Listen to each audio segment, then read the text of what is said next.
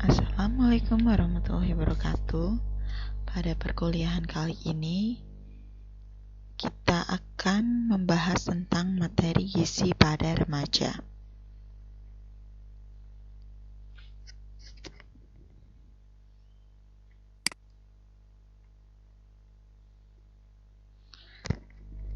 Untuk pendahuluan, masa remaja atau merupakan masa terjadinya perubahan yang berlangsung cepat dalam hal pertumbuhan, yaitu pertumbuhan fisik, kognitif, dan psikososial.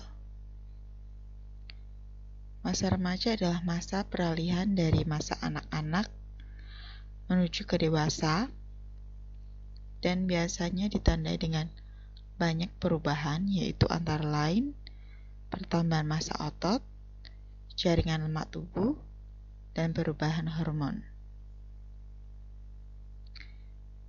Perubahan itu mempengaruhi kebutuhan gizi. Dan kebutuhan gizi pada remaja juga dipengaruhi oleh faktor psikososial dan sosial.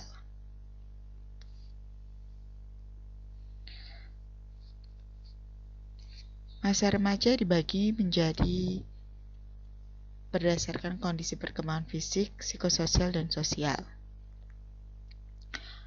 Menurut WHO atau UNICEF, pada tahun 2015, remaja dibagi menjadi 3 fase.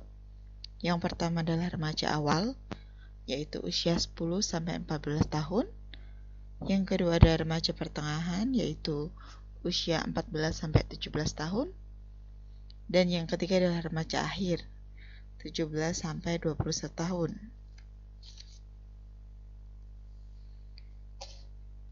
Untuk remaja perempuan sendiri, pada remaja perempuan terjadi growth spurt atau biasanya terjadi pada usia pada 12-18 bulan sebelum menarke, atau biasanya terjadi pada usia 10-14 tahun. Pertumbuhannya berlanjut selama 7 tahun atau saat remaja tersebut berusia 21 tahun. Pada masa ini terjadi percepatan pertumbuhan, yaitu sebanyak 45% terjadi pertumbuhan tulang dan 15-25% itu pertambahan tinggi badan. Selama masa growth spurt, sebanyak 37% total massa tubuh terbentuk. Pertambahan lemak sendiri lebih banyak terjadi pada remaja perempuan, sehingga pada masa dewasa lemak tubuhnya sebesar 22% dibandingkan pada laki-laki dewasa yang hanya 15% saja. Untuk pertumbuhan lemak tubuh sebanyak 15-19% terjadi pada masa anak-anak, sehingga mencapai 20% pada masa remaja. Untuk remaja laki-laki, biasanya terjadi lebih banyak pertumbuhan otot dan tulang dibandingkan dengan lemak tubuh. Normalnya adalah sekitar 12%. Untuk tinggi badan remaja laki-laki juga akan bertambah setinggi 18 cm, sedangkan untuk remaja perempuan lebih rendah. Perbedaan pertumbuhan pada remaja laki-laki dan perempuan itu juga akan menyebabkan terjadinya perbedaan akan kebutuhan zat gizi.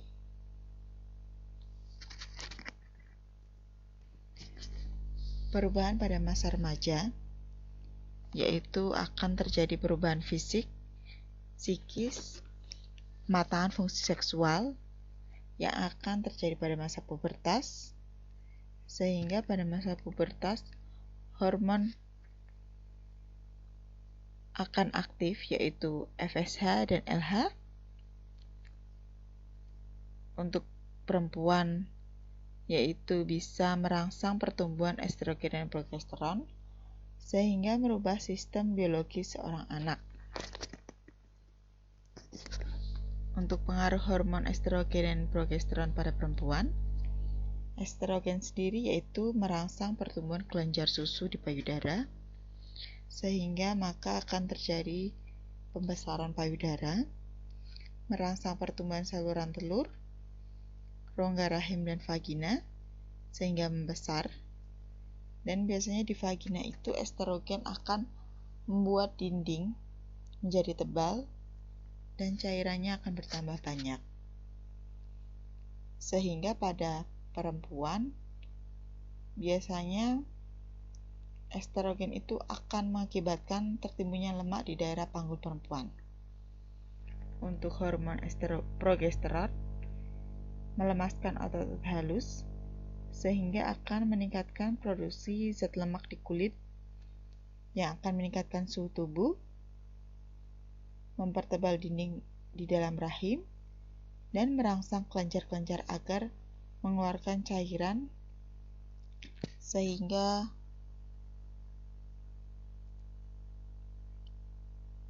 siap untuk sel telur dibuahi. Untuk pemenuhan gizi pada remaja, yang perlu diperhatikan adalah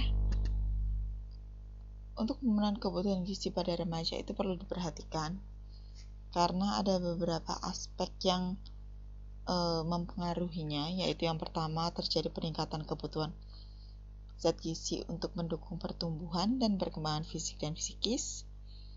Yang kedua adalah perubahan gaya hidup dan kebiasaan makan pada remaja sehingga akan mempengaruhi kebutuhan dan asupan zat gizinya.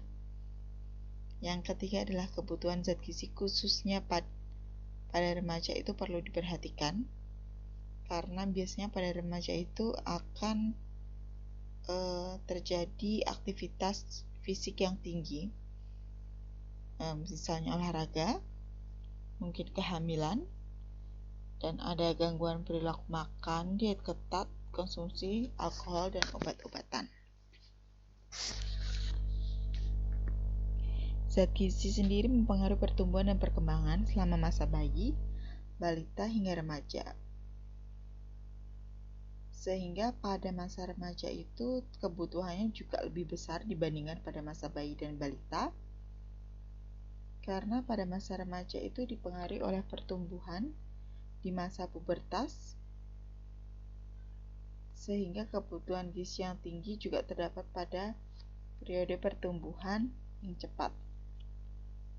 Untuk penilaian status gizi sendiri, yang pertama diperhatikan adalah screening gizi diawali dengan mengukur tinggi badan dan berat badan secara akurat sehingga diperoleh IMT, sehingga kita bisa melihat status gizi seseorang.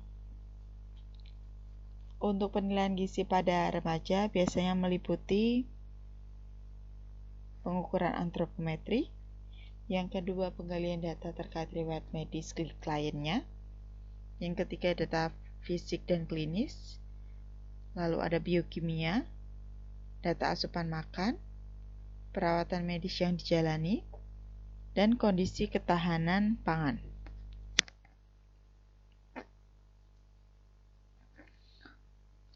Pentingnya asesmen sendiri atau penilaian status gizi pada remaja. Yang pertama adalah untuk mengidentifikasi remaja yang berisiko malnutrisi sehingga bisa dilakukan intervensi dini sebelum terjadi malnutrisi. Yang kedua yaitu bisa mengidentifikasi malnutrisi pada remaja yang tidak dilakukan penanganan dengan baik sehingga beresiko memperpanjang lama dirawat di rumah sakit, meningkatkan risiko infeksi dan komplikasi, serta kemungkinan terjadinya morbiditas dan mortalitas. Yang ketiga yaitu mendukung percepatan pertumbuhan remaja. Yang keempat, mengidentifikasi komplikasi medis terkait daya cerna makanan dan utilisasi zat gizi. Yang kelima, memberikan informasi tentang edukasi gizi melalui konseling gizi. Lalu yang keenam, bisa merancang asupan gizi yang tepat untuk remaja. Yang pertama, penilaian status gizi adalah antropometri. Pengukuran ini biasanya dilakukan meliputi IMT, yaitu dengan dilakukan pengukuran panjang badan dan tinggi badan dan berat badan. Lalu ada pengukuran lingkar lengan atas. Lalu yang ketiga adalah lingkar kepala dan tebal lipatan lemak bawah kulit. Untuk berat badan, berhubungan erat dengan status kesehatan. Penurunan berat badan yang tidak disengaja berarti akan berakibat pada penurunan kesehatan, termasuk imunitas. BB dan TP-nya dihitung untuk memperoleh IMT, sehingga bisa menggambarkan proporsi tubuh. Untuk lila atau lingkar lengan atas, merupakan gambaran ketersediaan zat gizi di otot dan lemak. Pengukuran lila sendiri itu merupakan salah satu alternatif untuk mengetahui status gizi jika memang berat badan dan tinggi badan aktualnya tidak bisa diukur. Jadi untuk pasien yang misalnya tidak bisa dilakukan pengukuran tinggi badan atau berat badan karena dia harus bed rest, maka bisa dilakukan dengan pengukuran lila. Kelemahan lila sendiri yaitu tidak dapat diukur pada seseorang yang edema karena tidak menggambarkan status gizi yang aktual. Yang kedua adalah pengukuran status gizi yaitu biokimia atau biasanya dengan tes laboratorium untuk mengetahui kadar zat gizi dalam darah, urin maupun feses. Untuk hasil pemeriksaan sendiri itu bisa memberikan gambaran terkait masalah kesehatan yang mempengaruhi nafsu makan atau status gizi, sehingga dapat dilakukan tindak lanjut secara cepat. Yang contoh tes laboratorium itu misalnya tes HB, lalu ada tes kolesterol, glukosa darah, dan lain-lain. Untuk fisik dan klinis, yang ketiga adalah untuk melihat adanya tanda yang terlihat terkait defisiensi gizi, misalnya edema, kehilangan massa otot, atau misalnya kehilangan jaringan lemak. Pemeriksaan fisik dan klinis itu bisa meliputi riwayat medis terkait komorbiditas, infeksi, komplikasi medis, efek samping zat gizi terkait penggunaan obat, interaksi obat dan makanan, rokok, alkohol, dan kegemukan yang dipengaruhi atau mempengaruhi pola makan dan status gizi. Penilaian klinis dan fisik sendiri ini adalah menilai klien terkait dengan gejala atau infeksi yang bisa meningkatkan kebutuhan zat gizi atau kehilangan zat gizi itu. Untuk yang meningkatkan kebutuhan zat gizi misalnya keadaan demam. Dan untuk yang mempengaruhi kehilangan zat gizi misalnya seperti terjadi diare atau muntah. Kondisi medis seperti HIV dan celiak itu mempengaruhi pencernaan dan penyerapan zat gizi serta bisa meningkatkan risiko malnutrisi. Lalu ada riwayat makan. Untuk penilaian asupan makan ini bisa memberikan informasi tentang jumlah dan kualitas makan yang dikonsumsi, perubahan nafsu makan, alergi, intoleransi makanan, dan ketidakcukupan asupan makan saat atau setelah sakit. Hasil dari riwayat asupan makan ini biasanya dibandingkan dengan angka kecukupan gizi pada tiap kelompok usia. Sehingga perbandingan ini sebagai salah satu rujukan untuk dilakukan konseling gizi mengenai apakah seorang klien ini membutuhkan peningkatan atau penurunan asupan makan. Biasanya ada beberapa metode penilaian untuk mengetahui riwayat makan seorang klien atau seorang pasien, misalnya dengan recall 24 jam. Untuk recall 24 jam ini biasanya minimal dilakukan selama 3 kali atau 3 hari berturut-turut untuk mengetahui rata-rata asupan yang dikonsumsi tiap harinya. Lalu ada Food Frequency Questionnaire atau FFQ dan Food Record. Lalu ada yang terakhir adalah ketahanan pangan. Menurut Food and Nutrition Technical Assistant mendefinisikan bahwa ketahanan pangan ini adalah sebagai kondisi tercukupnya secara fisik maupun ekonomi dalam memperoleh makanan guna untuk memenuhi kebutuhan gizi sehari sehingga hidup menjadi sehat dan produktif. Definisi ketahanan pangan tersebut itu mencakup yang pertama adalah ketersediaan pangan, yaitu cukup secara jumlahnya untuk masyarakat di suatu negara, wilayah, rumah tangga melalui produksi lokal atau impor. Yang kedua adalah akses pangannya, bahwa sumber itu cukup untuk memperoleh bahan pangan yang cukup dan berkualitas.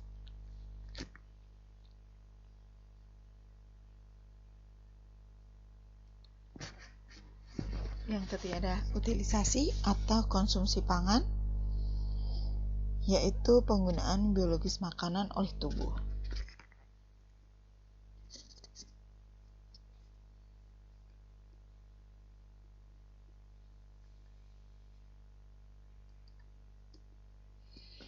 Untuk kebutuhan gizi, yaitu adalah kebutuhan makronutrien dan mikronutrien.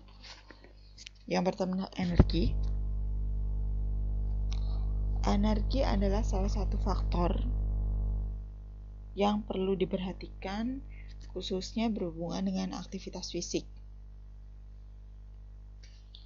Secara umum, remaja laki-laki itu biasanya membutuhkan energi yang lebih banyak dibandingkan dengan remaja perempuan, karena biasanya aktivitas fisik pada remaja laki-laki itu lebih besar dibandingkan dengan perempuan.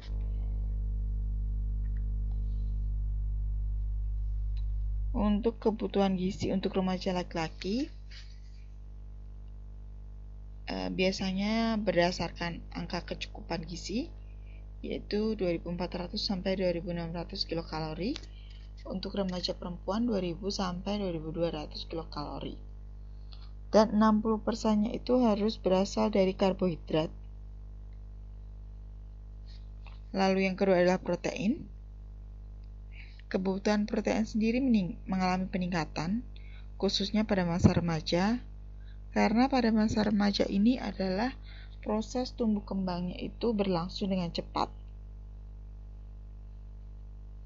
Protein sendiri akan menggantikan energi sebagai sumber energi jika asupan energi yang dikonsumsi itu kurang dari kebutuhan.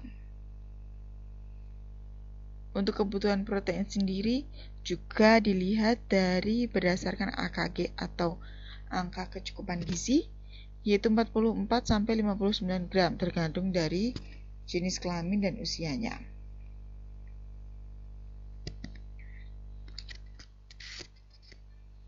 Asupan protein yang dianjurkan itu adalah dari bahan makanan sumber protein hewani, karena pada sumber protein hewani itu komposisi asam amino esensial lebih baik dari segi kuantitas dan kualitas dibandingkan dengan protein nabati.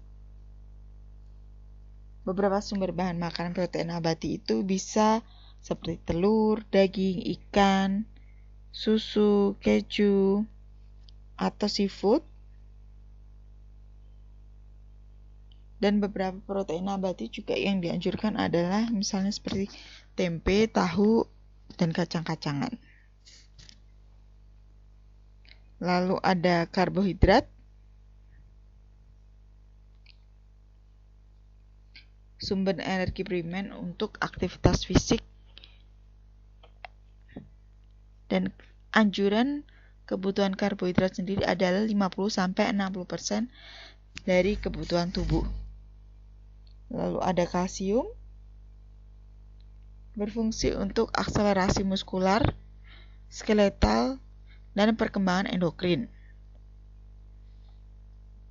Asupan kalsium yang tidak adekuat atau yang tidak cukup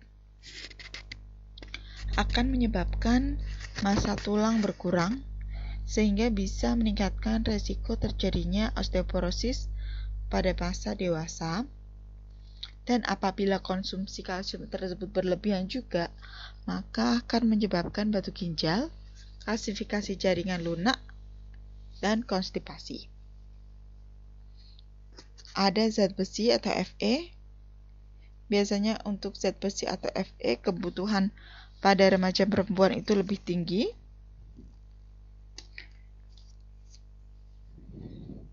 Karena pada remaja perempuan itu setiap bulan mengalami menstruasi, sehingga biasanya terjadi kehilangan zat besi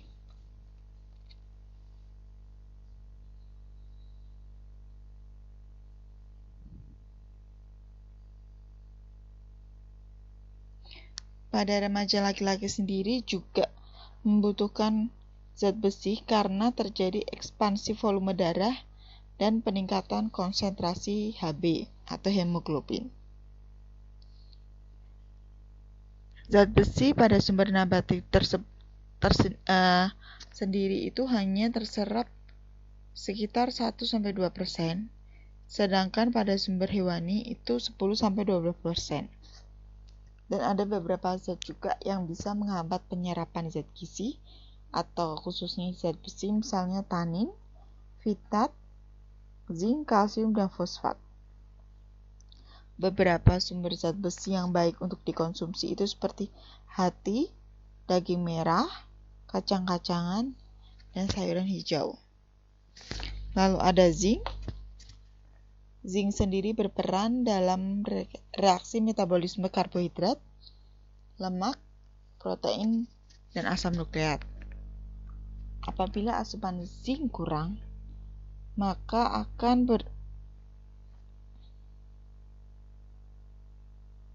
berdampak pada perlambatan pertumbuhan, hipogonadisme, gangguan fungsi kecap, gangguan penyembuhan luka, dan gangguan nafsu makan. Untuk anjuran zinc yang dianjurkan pada kebutuhan gizi tiap harinya, yaitu bisa dilihat menurut angka kecukupan gizi. Lalu ada yodium, yaitu dibutuhkan tubuh lebih sedikit, tetapi walaupun kebutuhannya sedikit, yodium itu mempunyai fungsi yang penting. Karena apabila konsumsi yodium itu kurang, maka akan terjadi keguguran, bayi lahir mati, bisa menyebabkan gangguan perkembangan kecerdasan, dan gangguan perkembangan mental.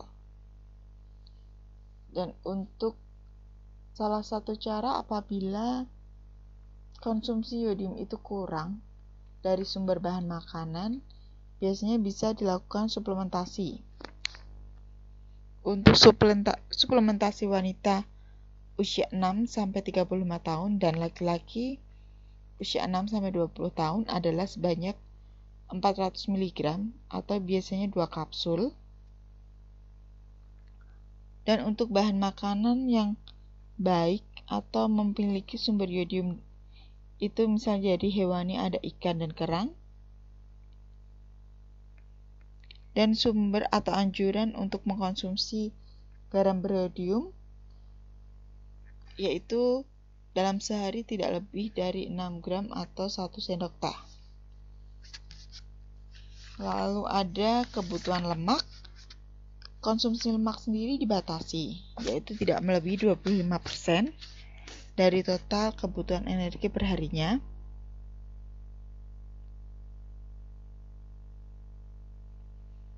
Karena apabila konsumsi lemak berlebih, bisa mengakibatkan timbunan lemak pada tubuh, dan misalnya dalam jangka waktu yang panjang akan dapat menyebabkan penyumbatan saluran pembuluh darah, terutama pada arteri jantung, sehingga bisa mempengaruhi kesehatan jantung.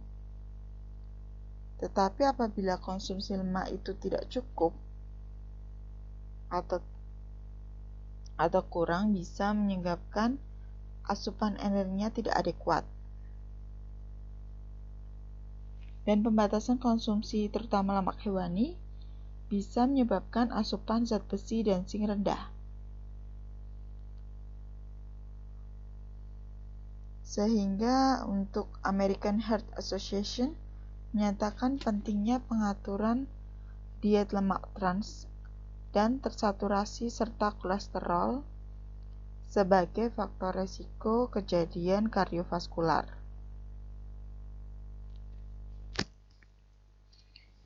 Faktor yang mempengaruhi kebutuhan gizi pada remaja yaitu ada aktivitas fisik, lingkungan, pengobatan, depresi dan kondisi mental, penyakit, dan stres. Lalu ada faktor yang mempengaruhi gizi remaja, biasanya kebiasaan makan yang buruk, atau mungkin lebih suka pada salah satu jenis makanan, lalu pemahaman gizi yang keliru, kesukaan yang berlebihan terhadap makanan tertentu, promosi yang berlebihan melalui media massa, sehingga menyebabkan remaja tersebut lebih tertarik masuknya produk makanan baru atau fast food yang berasal dari negara lain secara bebas, sehingga bisa mempengaruhi kebiasaan makan para remaja. Manfaat gizi seimbang bagi remaja yaitu bisa membantu konsentrasi belajar, beraktivitas, bersosialisasi, untuk kemampuan fisik, dan tercapainya kematangan seksual, dan tercapainya bentuk dewasa. Ada beberapa masalah gizi dan kesehatan pada remaja. Salah satunya adalah yang pertama gangguan makan, lalu ada obesitas, anemia, dan makan tidak teratur. Yang pertama akan kita bahas adalah gangguan makan. Terdapat dua macam gangguan makan di sini, yaitu anoreksia dan bulimia nervosa. Kedua gangguan ini biasanya terjadi karena timbulnya obsesi untuk membentuk tubuh langsing dengan cara menguruskan badan. Dan tanda-tanda seseorang yang biasanya mengalami gangguan anoreksia, yang pertama adalah sangat mengontrol asupan makan, atau biasanya orang tersebut melakukan diet ketat, membatasi asupan dengan konsumsi yang rendah kalori.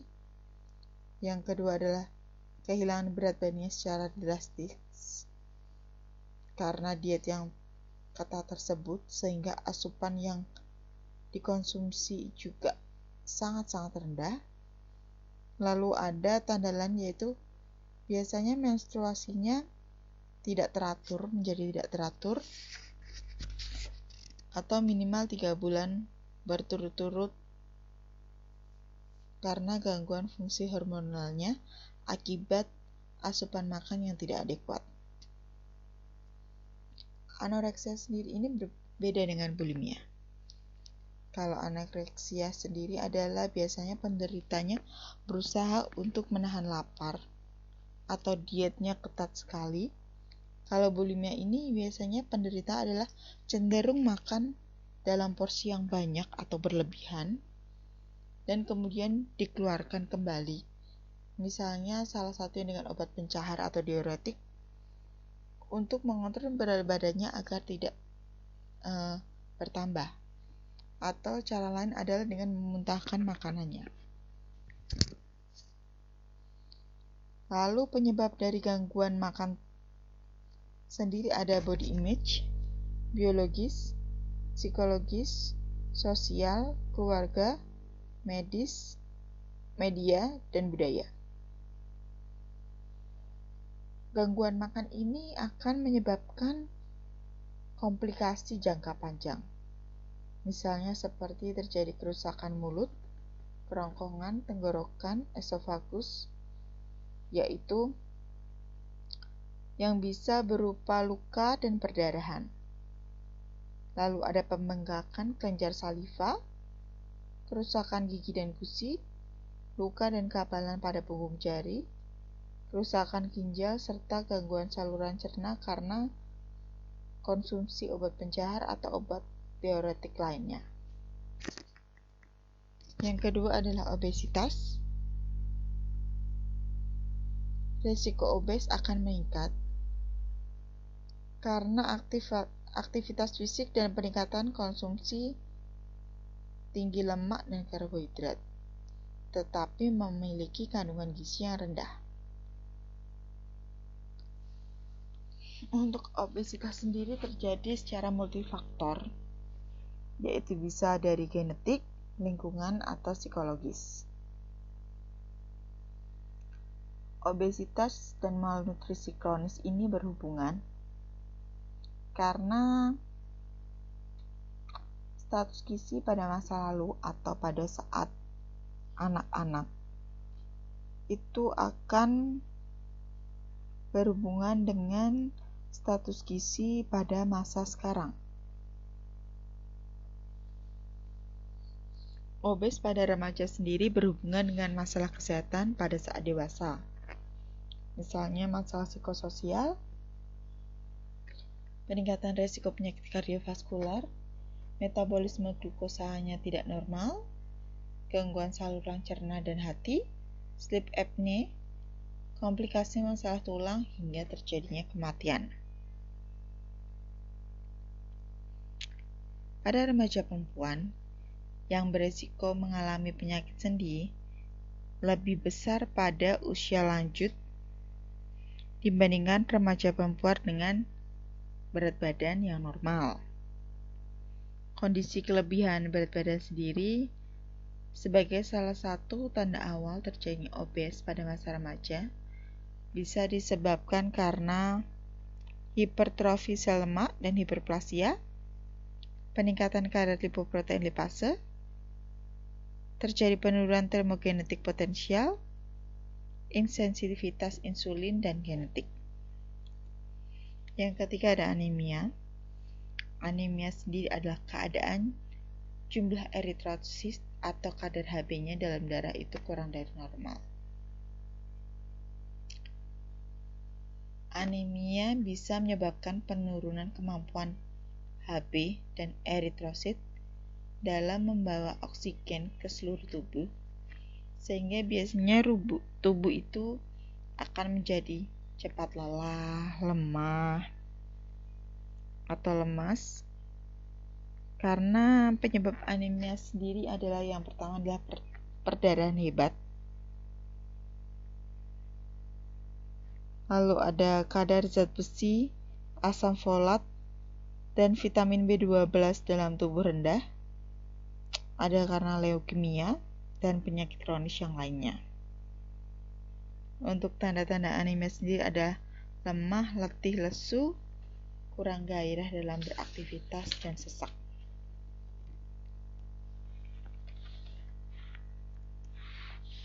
Remaja perempuan sendiri beresiko tinggi terjadi anemia karena biasanya yang pertama adalah mengalami menstruasi tiap bulan, sehingga biasanya terjadi banyak kehilangan zat besi. Untuk anemia gizi besi sendiri pada remaja itu bisa sangat berbahaya apabila tidak ditangani dengan baik, karena remaja itu khususnya pada perempuan adalah untuk persiapan hamil dan melahirkan, Karena pada remaja anemia ini beresiko terjadi BBLR apabila nanti melahirkan, atau yang kedua bisa melahirkan bayi prematur, infeksi neonatus, dan yang terakhir adalah berakibat bisa menyebabkan kematian bagi ibu dan bayi pada saat proses persalinan. Pada remaja yang anemia atau pada saat perempuan ini hamil, terjadi anemia bisa meningkatkan resiko hipertensi dan penyakit jantung pada bayi. Lalu ada makan tidak teratur. Biasanya sarapan ini adalah yang paling banyak ditinggalkan. Padahal sarapan ini adalah untuk menjaga kondisi tubuh, meningkatkan konsentrasi belajar, dan sebagai sumber tenaga untuk beraktivitas di tiap harinya.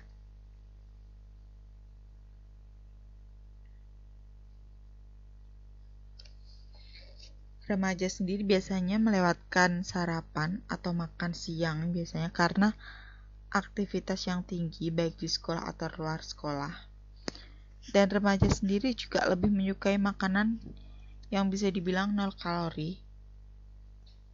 Jadi bisa menghilangkan nafsu makan terhadap makanan bergizi.